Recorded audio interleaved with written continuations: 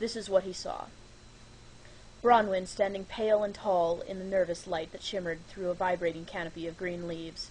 The shifting bands of milky light and emerald shadow made her seem luminous, translucent, as though she were a tallow candle glowing beneath its own flame.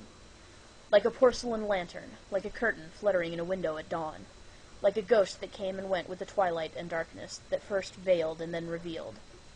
Her hair had the sheen of a sea beneath an eclipsed moon. It was the color of a leopard's tongue, of oiled mahogany. It was terracotta, bay, and chestnut.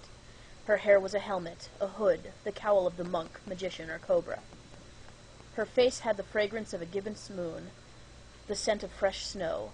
Her eyes were dark birds in fresh snow. They were the birds' shadows. They were mirrors. They were the legends on old charts. They were antique armor and the tears of dragons. Her brows were a raptor's sharp, anxious wings.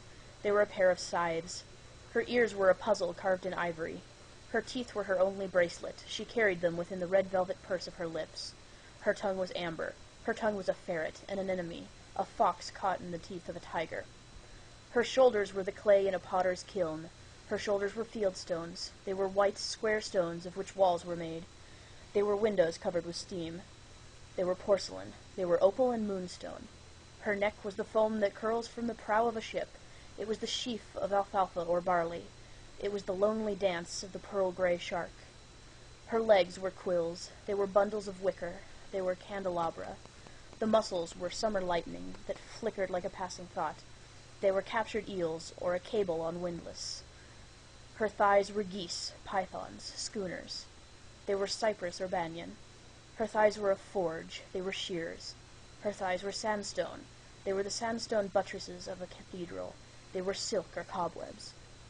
Her calves were sweet with the sap of elders. Her feet were bleached bone. Her feet were driftwood. Her feet were springs, marmosets, or locusts. Her toes were snails. They were snails with shells of tears.